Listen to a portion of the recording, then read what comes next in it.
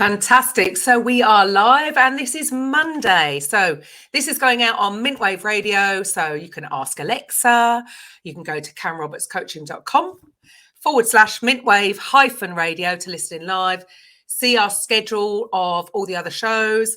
Or if you're listening via podcast, also go and check out the rest of our podcast network at CamRobertsCoaching.com/podcast-network. You can download the app on Apple or Android, and please subscribe and follow to any of the podcasts that you enjoy there, and feel free to leave a comment. So today's episode we have Margaret Sinclair, and she is a stress and anxiety therapist, and we're going to be talking about stress and anxiety. I am Karen Roberts. I'm your host. We provide a platform for coaches, consultants, therapists and healers to basically get their message heard. So if you're out there and you would like your own radio show, then get in touch. Or you've been looking at or thinking about creating a podcast, then also get in touch. So anyway, welcome to the show, Margaret. Thank you for being here. And can you share with the audience a little bit about who you are, where you're at right now as well? Where are you calling in from? Hey, Karen, thank you so much for having me. It's really awesome. So I'm Margaret, and I currently live in the south of England, down in Sussex. I'd love to say it's nice and warm, but it's really not been recently. It's been freezing. It's not, is it? It's not at all. So I'm a therapist, and I've been a therapist for, I added it up the other day, about 16 years, which made me feel really old. Started off doing quite manual stuff, massage, osteopathy, and then after getting arthritis in my hands, I transferred over to more non-physical things. So a bit obsessed with herbs and herbology and herbal medicine, so kind of got qualification in that, and start collecting. I'm a bit eclectic. I like collecting different things. I was like, that would really help people I deal with, and that would really help people I do, or help me, because I can be a bit selfish in that way. So learned about emotional freedom technique, cognitive behavioral therapy, mindfulness. And what I've done over time is kind of collaborated them all together to create something that's tailor-made for each of my people, because each of my clients who come in, they have different issues where I mean, it may be stress and anxiety from menopause, it may be stress and anxiety from work, it can be all sorts of things. But by having all of those different tools in my toolbox, I can create something tailor-made just for them to help them. And I love doing that. Perfect. And it's going to be unique to you, because there's nobody else going to be out there doing it exactly how Margaret does it. Yeah, absolutely. And that's the way to go. Well, look, don't feel 15 years of therapist. I was 27 years a sports therapist. Not anymore. I was a mature student already, so it's way longer than that. So yeah, no, the time, it doesn't matter. You found your passion then quite early on, because you're obviously doing what you absolutely should be doing. I love helping people. I was in the back of a car in a car accident a long time ago, and modern medicine did its best, but it couldn't quite help me. And then I found an osteopath and a chiropractor, and they worked together, and they transformed my life. And I kind of sat there and went, I want to be able to do that for other people. And as soon as I started doing it, I just love it. Absolutely love it. It's what gets me up in the morning. Monday morning is an awesome time for me, because I just get to go out there and help people and empower people. That's probably much more what I try and do, is empower people and teach them the tools that they need, not just for now, but for a happy, healthy life. Brilliant. And isn't that the problem? This is what I've always seen things as, you know, I mean, I obviously wanted to learn about the body and how the body works. It was always a fascination for me. And I get it. It's not everybody's thing. However, I just, we have one body. This is our vessel that we're living in currently, right? In the one life that we know we're going to have, who knows what comes after. But I could never understand why somebody wouldn't want to understand how the one thing that they're in works, as opposed to that car, that metal object that's outside that they spend more time dealing with and putting it in for its MOT and having it serviced all the time. So they take no attention to this thing. And yet, like you say, you're empowering people, whereas it's almost like we've been conditioned to then give our power away and go to somebody in a white coat. And, I'm not knocking doctors, they're wonderful people and doing the best that they can with what they have available. But they're not going to fix your back. They're going to give you pain relief or anti-inflammatories, or aren't going to give you stomach very, it's not going to be very helpful, or an X-ray and go down that route. There seems to be a disconnect between that's the person you go to if something's, doesn't matter what is wrong, and this stuff over here, which doesn't really get the awareness that is needed because it's going to help solve problems. Do you see it like that? Yeah, absolutely. It's really interesting what you say about the car, isn't it? It's kind of like we get one of these. This is it, and we really take it for granted until it goes wrong, don't we? The number of people that you speak to, everything's fine. So I'm just kind of going to go along, not do much exercise, eat a couple of extra things, drink a little bit extra alcohol, none of which is bad. But when it's done continuously, and then suddenly they go, oh, it's broken. What do I do now? And people spend more time and money on their car than they do on their own body. And you can go out and buy another car. You can't go and buy another one of these. But I mean, like you said, the doctors, they really do the best with what they've got. And I know a lot of doctors who will then go, right, this is where I finish in my knowledge. May I suggest you go and see this person or this person? And I'm lucky enough to work with doctors like that. And that's brilliant. That is really awesome. I've also met some doctors who absolutely wouldn't touch it with the barge pole, and that's absolutely fine. But I don't know about you, when you were a therapist, people come and go, here's my problem, Karen. And you'd go, no, sweetheart, this is your problem, but I'm going to work with you to help you fix it and get stronger and hopefully make sure it doesn't happen again. Absolutely. And do you think this stems from, obviously, America has its own issues with the medical establishment, but I know and again, don't see this as a negative. I'm not putting the NHS down. What I'm saying is it's almost bred or a bit of complacency that we expect to be healed because we've got the NHS. So the ownership seems to go on that rather than taking responsibility for our own bodies and then choosing which modality. You just have the one port of call. Does that make sense? It does. It's kind of, we are brought up to think a pill for all ill. There will be a tablet for it. We'll go to the doctor and we'll get the answer for it. I think it's broadening now, though. I do think more people are paying attention to the fact that there's something else out there, that there are other ways of doing things. And I'm finding that more and more people are coming from areas of life where they didn't come to before. I mean, quite often it would be the self-employed people would come, because being self-employed, if you can't work because you're unwell or whatever's going on, you don't get any money. So I would find that would be quite often what would happen. But now I'm starting to get people from a lot of different varieties of life who are going, do you know, I don't want to go down that route. I've spoken to my doctor and they want to give me medication, or I know a friend who's been through this and I don't want to go through that. I want to see what else there is out there. And I think there is this kind of sort of almost a renaissance, an uprising of alternative health, for a better want of a word, because it's alternative to the NHS. Yeah, I mean, it's funny, isn't it? I mean, the way things have changed over the years. I mean, I was sort of, I was lucky, or I feel like I was lucky being brought up around sort of homeopathy. I was brought up in Tunbridge Wells. We had a homeopathic hospital there originally. I don't think they do anything there anymore.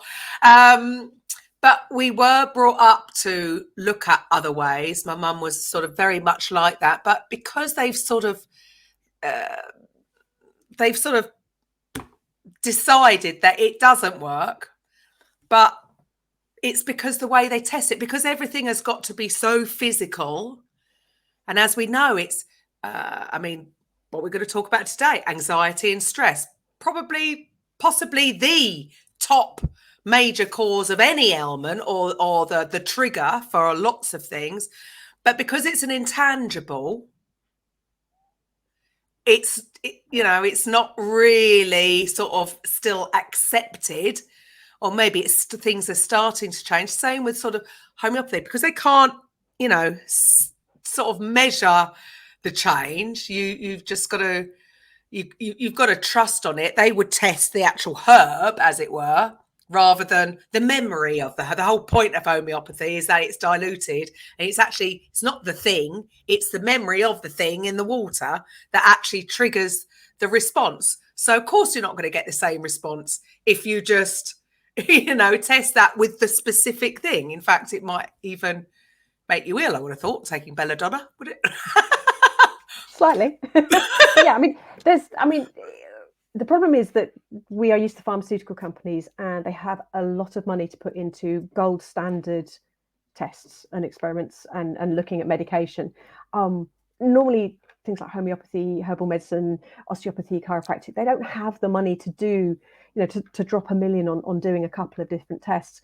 Plus, with the gold standard test, you really can't take the person into account. So somebody's sitting there suffering from stress, like I said earlier. It's like, well, what's causing the stress? What's causing the stress? If you can't take that into consideration and the person and their experiences in their past, you can't accurately measure whether something works or not. There you go. And because we're all individuals, right? We're such complex creatures, because it is the mind, body, and spirit balance. So how are you going to say, well, that person came in and took that tablet, that person came in and took, but that person was under stress, and come on. But then I suppose they must know it, because they still do give the placebos. There's something they know, because otherwise they wouldn't do that, would they? Yeah, and the placebo is a fascinating subject. I did my final year dissertation on it, and it is just the most mind-blowing subject. Things like a tablet will get less response than an injection. There's so many ways of manipulating how people respond. But that's proof, isn't it, that the mind is going to be part of whether you're going to get better or worse. It is part of the equation. I just feel it's sad that everybody's so separate, and my way is the only way. No, my way is the only way. And actually, if everybody came together, it would be better for the client, better for the customer, for the patient. It's all going to be better for them, isn't it?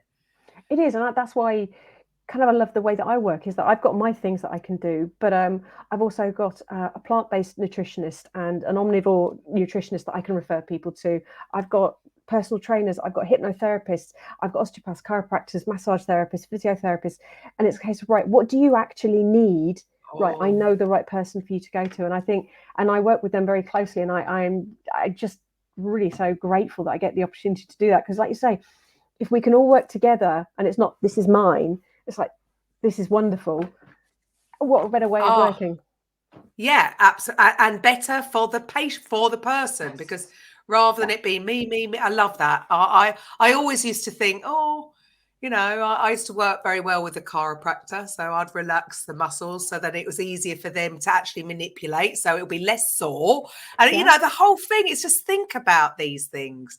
If everybody worked together, it's never going to be one size fits all. Somebody comes with a bad back, acupuncture might work, shiatsu might work, chiropractor might work, cranial sacral therapy. There's so many moving parts, and you can't say necessarily one is better or what. It depends on that individual at that time, the state of their emotional well-being.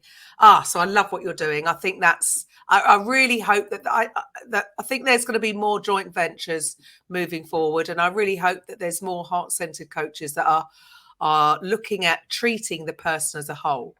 That's brilliant. So with you, and so with regards to coaching, so you've gone, the osteopath, and you've gotten into your herbs. Are you a little bit of a witch? I have been called a witch on more than one occasion in a positive and a negative way. I'm sure I was one in a past life. I was definitely burnt at the stake.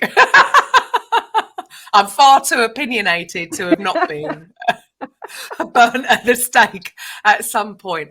But with regards to your coaching, how did you get into coaching?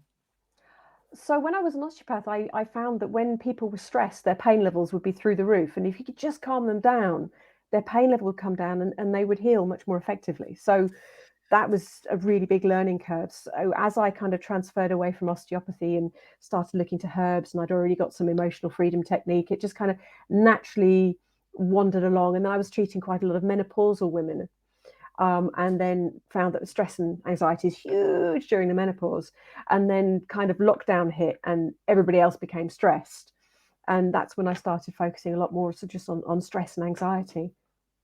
So, I mean, with regards to stress and anxiety, I mean, from what you've seen over the last however many years, are things getting better or are they getting worse with regards to people suffering with stress and anxiety? I think the lockdown really made stuff worse. It really did. There were a couple of studies that were done and they found that sort of up to 70% of people that they looked at and interviewed had been so stressed and anxious that they were overwhelmed. Because there's that kind of limit where you just become so overwhelmed that life is just really difficult. I mean, I've seen stress and anxiety forever, but that extra notch just went up. I feel it's coming down a little bit. But I feel that there's a more of an awareness that there are things that we can do about it now, which is really, Ah, really great. But we're also really hard on ourselves. I think we're getting harder on ourselves. It's just as people, I should be able to do this and should be able to do that and look like this and have that. And we're just so hard on ourselves, which I think adds to that stress and anxiety as well. well, and that I would have, just hazarding a guess, would possibly down to social media, Just, partly. Do you just, reckon? just a tad. Yeah. Just Social media, the films we watch, the programs we watch, yeah, it's really difficult to kind of say to somebody, don't judge yourself on everybody else. Because what you see is the shiny thing, face bragging, I think as a friend of mine called it. I Oh, I've got love this it. new, yeah, brilliant, isn't it? Look at it. Everything's lit in a certain way and the posture's in a certain way. And it's just like, just go and be happy. Just those people not necessarily happy with No, all that stuff. it's a Just go and, mask. yeah, it is. It's their sort of the mask, the face that they give to everybody else to say, I'm perfect. I'm really happy being perfect. But those people are normally the most insecure I've ever met. There you go. So I mean, obviously, stress is going to affect everybody, right? If at the end of the day, we are still human, and there are still physiological changes going on when cortisol is in the system. Yes, it's down to the individual of whether they have the tools in their toolbox to respond to that stressor in a healthy way or not. But what would you say is the biggest sort of amount of damage that just having too much stress in you for too long can actually do to someone? Stress is a natural response. It's kind of when we don't deal with it, like you say, positive and negative stress. It's when we don't deal with it and it becomes chronic that we start getting those issues because, we dump all the adrenaline and the cortisol into our body the whole time. So physically, the purposes of that are to, it's all designed when we were cave people. And if something stressful happened, like a bear chased us, there's no point in digesting our food. There's no point in healing our body. There's no point in making big decisions. The idea is to really focus on that bear and focus on the escape and run. Doesn't matter what happens. Then we can chill out, we can relax, we can make bigger decisions, heal and digest. So by constantly having that chronic stress and anxiety, we're not digesting as well as we should. We're not repairing as well as we should. We're not able to make bigger decisions and be broader minded as we should. So many of our levels start to become affected. There's an increased rate of cancer, there's an increased rate in heart problems, mental health problems, because we just are less and less able to cope with any decisions and anything that's sort of expected of us. Because let's be honest, our brain and body still thinks we're being chased by a bear. Have you seen any bears recently? Not outside of the zoo, no. No, I haven't. I don't remember No. seeing any But recently. this is the There thing. are no bears. No, not in the UK anyway. No, there might be some in Canada or Yeah. But this but is the it thing, just we're goes. designed. Sorry. No, go on. I was going to say, we're designed to look out for threats. That's the thing. That when we were designed to constantly look out for threats. So we've become really, really good at looking out for threats. But because they're not bears anymore, it's am I going to be late for work? Is it, do those people like me? Does my bum look big in this? Do I have what I need to have? Am I going to get fired? Can I pay the bills at the end of the month? All of these are reacted to the same way as the bear. Which is, if you still sort of step back for a moment and look at that, that's actually quite crazy. It just goes to show that a perceived threat has exactly the same response in your body to a real bear chasing you. Yeah. I mean, it's quite fascinating that, because that is what's going to be happening in your body. The body doesn't know if there's a bear or not. It's just responding to the hormones that have been just released. I mean, we're a remarkable system, and which is why I suppose what we said at the beginning about, going to get fixed with a pill, why any of us thought that was going to be the answer to anything, because we're far too, we should give ourselves more credit than that. We are far more complex creatures that just one thing that's going to treat a symptom rather than the cause is the way forward. But how much, you mentioned there a couple of, nasties really that none of us want, and things are getting worse with relation to certain ailments. And do you see that, stress and anxiety are actually quite a major factor in the increase?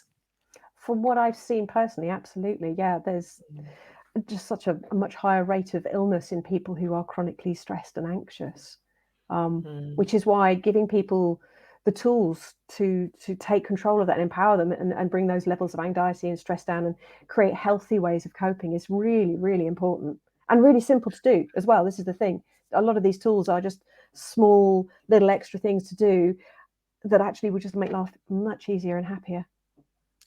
But there's the rub, isn't it, Margaret? Things that are easy to do are easy not to do too. True, isn't it? I mean, we're all really, really excellent at picking up bad habits, but putting in a good habit is really hard. Takes time, doesn't it? And that's the thing. We, again, I suppose, because we've been conditioned for this instant gratification, we want a pill and we want to be back at work tomorrow, or prior to, I think, what happened in the last 3 years, if anybody was ill, they'll just shove a load of cold and flu tablets down there and get back at work, when actually, well, that was your body telling you, can you go to bed, please? A little bit of rest, relaxation. And we go, no, I'm going to take some cold and flu. And I'm not saying guilty. Guilty. Very guilty. Just keep on going. I haven't got time to be ill. Whereas maybe we should have listened. Maybe we should start listening to our body rather than fighting against it. But then maybe that's what the last 3 years have taught us. Really? I hope so. I think a lot of people that I've spoken to have suddenly become more aware of, right, okay, actually I need to rest and maybe not go out and challenge my body, and just listen a little bit more. But it's easy not to do. It's so easy not to do. Yeah, of course, when there's things to do. And again, it's all these pressures that we put on ourselves. Yeah, because really, is it really life and death that you had to go and do? Could you have just rested? I think again we put, it's the pressures that we put on ourselves, whereas you know what, the world's not going to end if you take a day off and chill, drink lots of fluids and get some rest and allow your body to heal, rather than working. No wonder we get no wonder we're so stressed and ill. It's funny when you look, and I can look back at my life. I think I must have been great. What was I thinking? Absolute madness. But, hopefully, because of what's happened, people are like, if you're ill, stay at home. Hopefully. End of. Hopefully. So with you, so you deal a lot with, so it's the stress and anxiety. Do you see a difference in, men, women, certain jobs are worse than others? What do you find sort of the real problem areas with people? That's an interesting question, because I deal with both men and women, and they're very similar in the levels of anxiety and stress they can have. We as women in society, we often perceive like men as being able to kind of cope a lot better. I think they're just a little bit better at hiding it than women sometimes. Jobs where people don't have a lot of control, I think, are the worst. So, for example, a lot of people within the NHS, we were talking about the NHS, they have such huge workloads and expectations of them, but so few resources sometimes that they really don't know how to deliver what they desperately want to deliver, because they all, like, you and I, they went in there to make a difference and help people. But when there's such limitations, they find it really difficult to be able to do that. So jobs where there are big limitations, I find that people really, really struggle, or where there's a lot of expectations of them. Teachers, maybe, because of all, I hear a lot of the time that, teachers just want to teach. Yeah. But actually they're bombarded with all the backlog of reports and stats and all the stuff for whatever Ofsted, or rather than actually doing the thing they're employed to do, is help the children learn stuff. There's almost been taken away. So sounds like, from what you're saying, it's when jobs where they're not really doing what was in alignment with what they wanted to do. They want to teach, but they're being held back from the actual teaching and being bogged down in all this admin that, is it really necessary, rather than focusing on the most important thing, which are the kids. Yeah. So I suppose that makes sense, that would bring up a lot of stress and anxiety in someone. So you mentioned some tools, so I'm sure there's lots of tools. Have you got anything that you can share with the audience if they're feeling a little bit stressed? Yeah, there's a couple which I think kind of, one is in the moment, using breath work. I get people to use breath work a lot. Breath work focuses the mind, and it also changes your body's biochemistry. So it really helps on kind of two levels. And there's something called square breathing. So if you just sort of imagine a square and you're just going to follow the square. So I normally say start with a count of 4. So if you go 4 sides of the square, 4 seconds, it's easy to remember. So you would breathe in for 4 seconds. You would then hold it for 4 seconds. You then breathe out for 4 seconds, and you hold the breath out for 4 seconds. And you just repeat a couple of times, nice and calm. And the great thing about this is you can do it in public, because, I mean, let's be honest, if you're at work or if you're out and about and you're stressed, you can't really do certain things, but you can kind of just do walk along breathing. Tapping. Yeah, tapping. I mean, I teach tapping to people, and you kind of, there's 2 versions of it, but it's not quite something you can be doing. But breath work you is get a few really funny easy looks. to do. I usually do anyway, but but yeah, that's a really nice simple one for anybody to be able to do. Even kids can do that one, because kids and teenagers getting lots of stress and anxiety. But the second thing I always recommend to people is something called a brain dump. Now, I always recommend doing this just before you go to bed, because it helps with sleep, because stress and anxiety really affects sleep. Now, just get a piece of paper or a notebook and a pen or a pencil or something. It doesn't have to be posh. Lots of people want to get their fountain pen and a nice leather-bound journal. This is not like that. This is not journaling, because a lot of people are like, not journaling. This is literally getting all that stuff that's in here out on paper. All the worries, all the concerns, all the stories going around your head, all that I could have said this, or I should have said that, or I will say this, or ideas, or just all that negative talk, I'm not good enough, everything. Write it all down. And then you close the book and go to sleep. And if you wake up at 3 a.m, like sometimes you do, you go for a pee, you come back and you're like, oh gosh, what about this? And I could have said this. And oh no, I didn't do that. Just write it all down. And it gets it out of your subconscious and your conscious mind, puts it in the book, and then your brain can kind of forget about it a bit. And it really, really helps people. So just doing that before bed every night reduces the stress levels, increases the sleep, and it's just really an awesome way of doing it.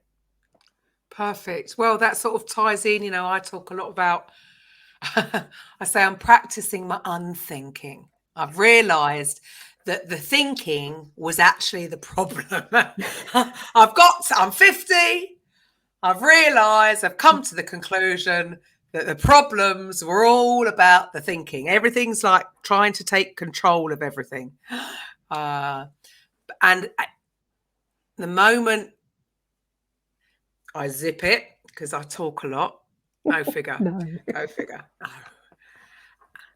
Shush and shush. Yeah. Oh, That's, man, it's so simple. Why have we got to overcomplicate everything? Or maybe that's just me. Why do I just go overcomplicate things when we unthink? So really what you've just shared there, I think that's brilliant, because you're just focusing on the breath.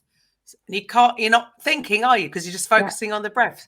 So you're forcing yourself into that state, which is perfect. It's in the now. And that's when our power is. So that's a really simple little exercise that anybody can do wherever without making them look like they're completely crazy. I think people just look at me and think I'm crazy anyway. So I've given up on worrying about that. I don't mind. Yeah. Life's easier when you do that. It's like, do you know what? The ones who like me will come. The ones who don't, that's fine. I'm good with that.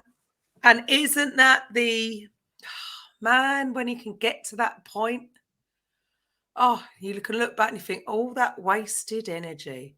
And like you say, it's interesting you say about the so I don't do that brain dump enough, and maybe I need to start that back up again, because I would say that I don't get stressed or I don't have anxiety, but my subconscious would disagree. No, completely asleep, like completely asleep. I can wake up, and my kids now know, my daughters will go, Mom, no, it's okay, Mom. And I'll be like, no. And I think, excuse me, I've forgotten to do something. Excuse me. You're right. I've forgotten to do something, and it's life or death. It's like, oh, well, I should have been taking these.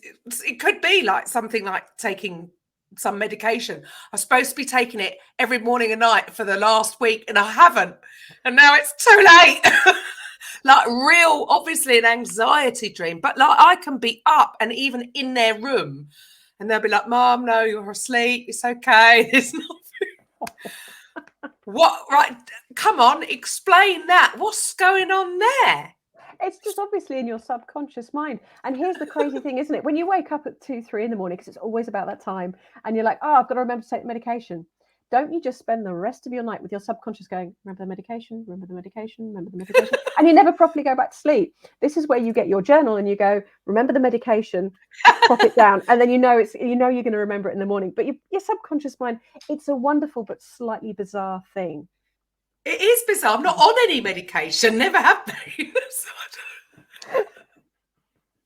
It might just be a dream you were having that sort of came through and you were like, oh, okay, medication. Who knows? I'm telling you now, it's been happening for the last, my daughter is about to turn 19. So I'm going to say the last 20 years. I have it every so often. Kids just go, Mum, you had one of those things last night. I go, did I? Where I'm totally asleep, but I'm sleepwalking. So something's going on. I mean, that's a proper anxiety dream, isn't it? But that is I have no idea. That is very strange. Oh, so that's not normal. I didn't know until a few years ago I sleep talk. So, I mean, and apparently it's proper conversations, which is even weirder. So I'll agree something with someone and they'll go the next day, and that. And I'm like, what are you talking about? We agreed it last night. No, we didn't. I went to bed. No, we spoke about it. I was like, no idea. Yeah, I can talk. My kids used to talk where they were brought up in Portugal. That's when you know they learn the language, because they're talking Portuguese in their sleep. Be like, brilliant. It's hilarious, isn't it? So I'm obviously is obviously some anxiety issues going on. So for some, I mean, have you found others where, it is manifesting in a different way? I mean, anxiety is such a broad term, I suppose. It is. And it can really, like you say, manifest in so many different ways. It can manifest in how people treat relationships. It can manifest in how people are at work. It can manifest in their physical body. It can kind of drive what they do and what they don't do. So you can become so anxious about something that you just don't do it and avoid it. But it's not always a conscious thing. It's kind of like when I was a massage therapist, I used to advocate using a foam roller, but I always used to say, don't do it to the point it hurts, because you then won't ever do it again. Because your subconscious goes, that hurts. I don't want to do that. So I'm going to forget I'm just going to pretend it doesn't exist, and I'm just going to predict, and it's kind of the way people deal with stress and anxiety is very different, and unpicking it sometimes can take some time, kind of like, oh, you're doing that, right, okay, yeah, that's very stress and anxiety based, right, let's have a look at ways around that. That makes a lot of sense. Well, I suppose, well, again, we talk about this a lot, that most of our day is on autopilot, really. If you're going to the same job day in, day out, and you follow the same route home, and you stop at the same shop on your way home or whatever, we've got so many programs running. And what you said there about, anxiety can manifest, it could stop you doing some of the things that you actually want to do, but subconsciously you're resisting it and avoiding it without realizing it. I mean, even that's it's madness, really, isn't it? It is. I mean, how often do you get to the end of the weekend and you'd really wanted to do something, and you get to why didn't I do that? I really wanted to do that. But everything, all the other noise kind of fills your head and you forget, and then you get to the end of the weekend and it's, what happened there? So how do you help people navigate through this? I ask a lot of questions. Being nosy and bossy helps. So ask a lot of questions, unpick, find what's going on. And often that can be at layers as well, because people have got to learn to trust. They're not going to say everything in the first couple of sessions. So you just kind of, and the way I do it is I teach people tools and I take them through a journey of, first of all, just learning to be a bit still, learning to be a bit mindful, learning to be in their own mind, and then noticing actually what feelings and emotions do come up, and what's going on, and what is affecting them and their stress. And it's kind of a journey, because a lot of people are just so disassociated from everything that actually if you start trying to work on stuff, it's just not going to work until you can reintegrate them slightly with their mind and their body, at which point then you can start unpicking things. Okay, right, if that's the case and you really don't like that, have you tried this? Have we tried that?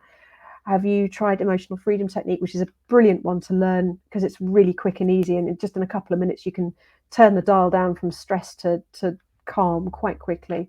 And it's just giving them the tools and techniques at the right point along their journey to really empower them. Love that. So it's I suppose, again, going back to, we've been conditioned to expect this one thing that's going to solve the problems.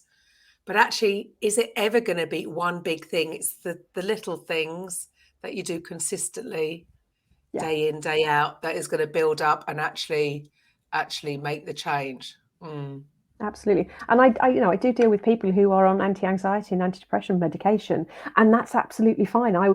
We can then work together to kind of work on what's going on in the background, and then work with the doctor to hopefully reduce. But even if people want, the magic pill quickly, anybody who goes on anti-stress and antidepressant medication, often it takes 2-3 goes to get the right medication. It'll take at least 3-4 weeks for it to kick in. So it's I think our sort of perception of wanting it now. So it's always a case of, when I start working with someone, this is going to take a little while. It's going to take a little bit of work, and you're going to have to put the work in. And if you're not prepared and not that point to do that, then I'm not always going to be able to help you. And I think that's powerful on both people's parts to say, not yet, but maybe in the future, here's a couple of things to go and have a way and look at. And do you find that some people are just resistant to change? Because really, in an ideal setting, they want the end result. They don't want anything to have to change in the meantime, which is why I suppose we all want a magic pill for anything, for any solution. Wouldn't it be great? Yeah, I mean, for that, please. No, I've lost a stone. Fantastic. I can run 5K easily. Fantastic. I mean, it would, amazing. And yeah, there are people who I have, had conversations with, and they're like, no, I don't want to do that. It's like, okay, well, what if we try this? No, I just want it to be fixed. It's like, well, I mean, Einstein's definition of insanity is doing the same thing over and over again and expecting a different result, isn't it? And we do it. And some people do why they don't want to. Yeah, and some people I can't get through, and other people have come back years later and said, oh, I'm ready now. You plant the seed opportunity, and from there, with the seed planted, sometimes it takes a while and then they come back and they're in a better place. Sometimes it's change of job, less stress, or change of relationship, or they've just got to the point where they can't do it anymore. Yeah, it just goes to show how stress really is a driving force in all of our lives. And it is, I suppose, step one is just being aware of that stress. Because Yeah. I mean, you mentioned earlier about the menopause being a huge stressor. I think I'm through it. I think I'm finally there. And now I can look back and go, oh, my life. Yeah, maybe I was. Yeah, maybe that stressed me out a little bit more than I'd realised. I feel like I'm back. I'm back to my old self. It feels amazing. But Fabulous. for those, so it's a massive thing, right? What us women have to go for. It's just not fair. We just have to deal with one set of issues or young children and dealing with, and then all of a sudden, just as you're, oh no, there you go. Why don't you have a dose of this? There you go. Deal with that hormonal imbalance. There you go. It's difficult. Now, I suppose everyone is different. So lots of different symptoms and issues for that. But how do you see with women being affected by the menopause with stress and anxiety? Yeah, I mean, like you say, the symptoms, I think I've read reports where there's 300 different symptoms that can happen, and I've read reports where there's 500 different symptoms that can happen. I just, increase in urinary tract infections, skin conditions, hair thinning, hair falling out. Every single cell in our body is used to having a certain level of hormones. So it's kind of like the reverse of the teenage years, when we sort of turn from sort of a sweet little thing to a spotty teenager that slept funny and greasy and everything else and couldn't control our emotions and finally got through to the other end. We're kind of reversing that through that. So stress and anxiety is one of the biggest problems that people find, and they just can't cope with normal life. And it's so bad that I was talking to an expert, and she was saying, because women have to either go part-time sometimes, or they have to leave a big stressful job because they just can't cope anymore, their pensions at the end of it compared to men can be up to 40% less. Wow. That's how bad the menopause can affect women and their careers and just their lives in general. So that stress and anxiety is massive to get control of. I mean, and if people want to take HRT, fantastic. I've really advocated some people to go and take HRT, but it doesn't always cure all the symptoms, which is kind of where I can come in and help with a bit more sleep, help with a bit more sort of calmness and reducing that overwhelm, which for a lot of people is they just can't cope. It destroys their relationships, destroys their careers. It can be really huge. And I suppose that's always going to be a factor, I would have thought. I'm not a menopause expert at all. I didn't even recognise that I was in it when I was in it. That perimenopause is just as difficult as the menopause, because the perimenopause, it's kind of like most of the menopause symptoms and crazy periods, just to make life even more fun. At least with the menopause, you don't have the crazy periods anymore. Exactly. And I'm like, when I look back, I think, how many months has it been now? Oh, yeah, I must be over it now. I'm about 8 months. Oh, no, you're not in there yet. It's a year. No, a year. I've got 4 months left. Is the definition I'll be fine. Oh, is it? Oh, I'm nearly there. It'll be fine. Well, yeah. I'm very lucky. I think it was more my daughter would come in. And that's how I think I know I'm coming at the other end, because all of a sudden I am feeling the cold this year. Because the last couple of years, my daughter will come and go, Mum, it's freezing. I go, is it? Is it? I'm really hot. So it wasn't like unbearable hot flushes. It was just like, I was going, this is a perk. You are really lucky with your experience. I'm very lucky. I'm like, this is great. I don't feel the cold. This is brilliant. So I wasn't like over. And then I think, oh, come the summer, it'd be tough. But no, I've just been very lucky. Or maybe now you've just told me I might have another 4 months. I bet it's going to go backwards. No, it sounds like you're fine. You're on the other side of it. It's brilliant. I think I'm there. Whoop, whoop. Oh, dear. So, I mean, I know you do the other side of what you do is So herbs. So secretly, she's a witch. Secretly, I'm a She's witch. got I mean, I've got she's 4 cats, so she's got her surely potions. Oh, She's got her you should see potions. my kitchen. I've got an entire section of herbs that I've foraged and dried. And yeah, when people come around and I say, "Would you want a cup of tea?" and they go, "What teas do you have?" I'm like, "Well, come with me." Oh Stuff my I've grown in the goodness! garden, stuff I foraged on the downs. I mean, I got asked so often because I'm really lucky. I live right by the South Downs, which foraging central is brilliant. I used to get asked so often, "What are you picking? Why are you picking it?"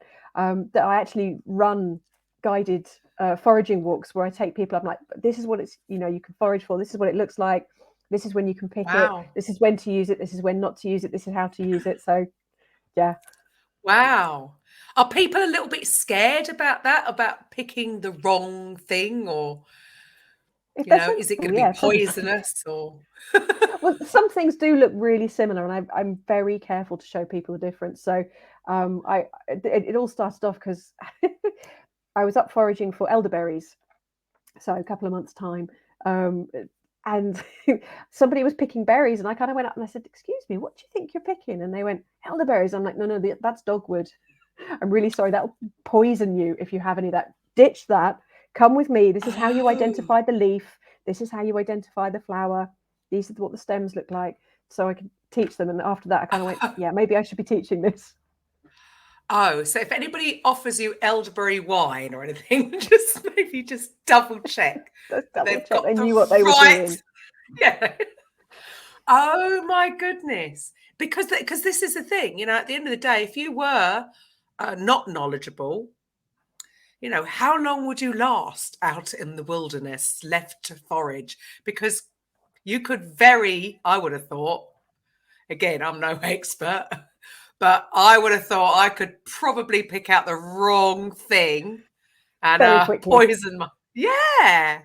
Well, I mean, I don't do mushrooms. I don't like mushrooms, and lots of people say, "Do I forage for mushrooms?" The answer is a big fat no. But I think it's Terry Pratchett who said every single mushroom is edible once. But I know somebody who does forage for Yeah. mushrooms and go them. I But yeah, you've got to don't be think quite I'd careful. risk. There's a lot of things I that don't can think look I'd risk. very similar to others. Yeah. Well, I mean, we've spoken about stress. At the end of the day, in the animal kingdom, on the whole planet, animals can get up and run away from danger, release the stress through the run, and then head down and carry on eating. A plant can't get up and run away from its predator, so No. it's gonna have poisons and toxins and stuff to do not eat me because I want to live. Please don't eat me. No. And Yeah, some plants, please don't eat there are me. plants that talk to each other as well and communicate. "Hey, I'm being eaten." They're going to come to you next, so that it will pass on. Yeah, the plant kingdom is Wow, fascinating. that is it is fascinating. Which you think, right, which ones are the safe ones, and then why are there even edible vegetables and things? Why haven't they got all the toxins and the things in Yeah, them? but I mean, some of the time, so like nettle is edible. Nettles are edible, but yeah, you Yeah, don't pick them without so your gloves. no, and boil them. I would have thought for a while, get Yeah, rid of the blanch them for a minute. You're fine. blanch them for a minute. Is that That's it? it. That's all you need. You Um, can put them as they're delicious. Absolutely delicious. and see, there you go. Why do you think we've just lost in general? I mean, obviously, you know what you're doing, but we've lost that skill set. It's just been sort of forgotten about. You would think that surely children should be brought up knowing what to pick, what's safe to pick and eat, and what isn't. Um, yeah, where did we go wrong? I think there's a couple of reasons. I think certain societies are worse at it. So, my brother's wife, she was brought up in Belgium, and she can go foraging and pick the mushrooms that are okay. And I've got another friend who was born and brought up in Belarus, and she can go foraging, and it's absolutely fine. She knows what to pick, what not to pick, what mushrooms to pick. But here in the UK, we've really lost. For a while, we really lost touch with nature because I think a lot of us went and lived in cities, and the NHS came up, so we didn't really need to go foraging for herbs. Food got cheaper and easier to get, so we didn't need to forage for it so much. But there is a massive resurgence in foraging for food, foraging for herbs. We're getting back in touch with nature, which I mean, being in nature also helps with stress and anxiety. It's one of the biggest things I say to people is just get outside in nature, listen to bird song, go and spend some time in the green stuff. It's so powerful at helping reduce stress and anxiety, but it has immune boosting properties and all sorts of great things. Yeah, a bit of grounding, although maybe not at the moment because it's a bit cold. A bit cold. I'm not doing any grounding. Somebody said to me the other day about getting out in nature. I went, nah, not at the moment because it's too cold. I did yesterday. I was up on the downs and it was so slippery. I went bottom over what's it and ended up on the floor with muddy hands and knees. It was hilarious. No, not so good, is it? Yeah, I not like to get out for a walk, but man, at the moment, come on, give us another month and hopefully things will start. Is that a bit too hopeful? Bit too hopeful, maybe. Might be. How much longer have we got? I'm not good. I'm not You're good. Not cold the person, winters. No, I need sunshine. I need my vitamin D, you see.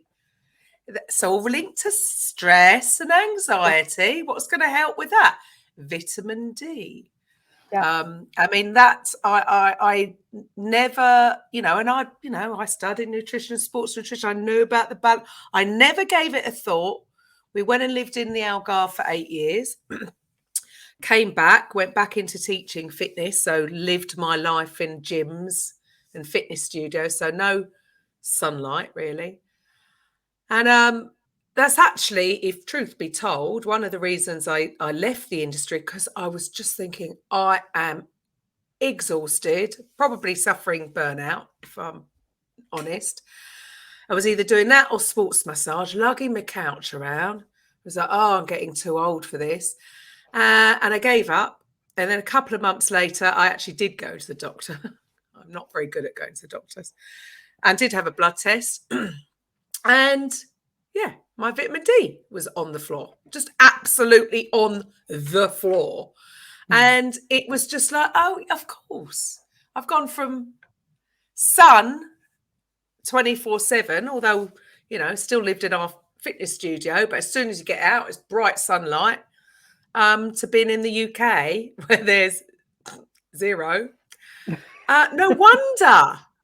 And it just goes to show something that simple. And, I really can't explain how. I reckon I was getting towards rickets, it was like, I was almost at that stage. My hips were hurting. I was like really thinking, oh, I'm just getting old. No, that was easy. That was like 6 years ago. No, all it was something that simple, sunshine. But again, we've been conditioned to believe that that's bad. Stay at the sun, stay at the sun. It's a balance, isn't it? It's like everything. It's getting that balance in there. Getting the balance. We're so fearful of stuff. So so people come to you, they're stressed, they're anxious, you're going to help them. How do they find you? My business is called the Nadara Process, Nadarra. It's Celtic for natural, so it's a natural process. So I'm on Facebook, on Instagram, I'm on LinkedIn, got sort of web page where you can come and find me. I'm always putting information up, often about herbs and foraging and just tips and techniques up on social media, just to give people those little tools that they can use. So it's always worth kind of following me to see what I'm up to. Sometimes my cats feature, can't really help it. They insist. Chuck us an email. And just, if you've got questions, please ask. I'm always up for helping and sort of, popping on a quick call. If somebody said, like, not sure if I want to work with you or should work with you, quite happy to do a quick 10-15 minute call, have a chat about what's going on in your life and see whether I can help. But she's not there to advise on what mushrooms to pick.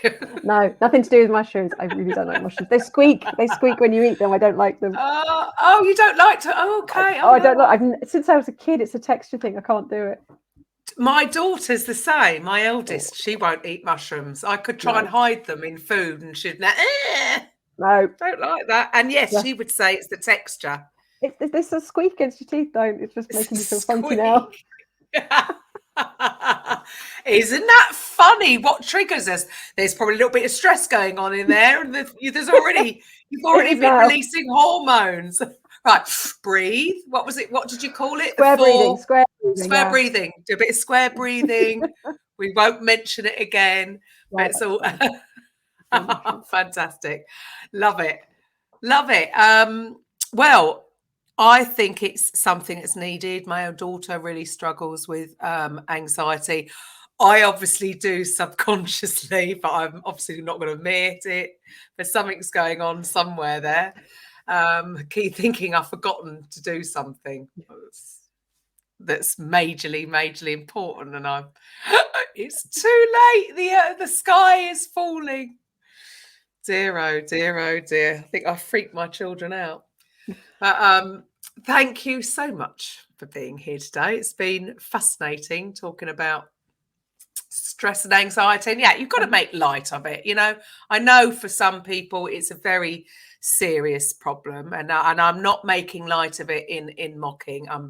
We've got to make light of it. Stress and anxiety is going to cause harm on the long term. We've got to find a way of releasing it, and laughter is gonna be one of the things that's going to help with that, right? Yeah.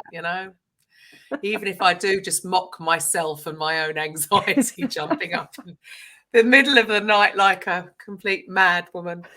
But oh dear, brilliant. So yeah, thank you for your time today. Thank you so much for having me. It's been brilliant fun. I hope somebody's learned something from it. Other than that, I'm a witch and have cats. And, yeah. Oh dear, brilliant. No, it's all good. It's all good. A nice bit of mixture. So the rest of you, I will be back on Tuesday, I believe. Yes, I will be back tomorrow. Bye for now. Have an awesome week. Take care. Coffee with Karen podcast, a weekly chat show discussing everything from holistic health to current affairs from a mental, physical and spiritual perspective. Get your weekly cup of positivity with a sprinkling of woo-woo.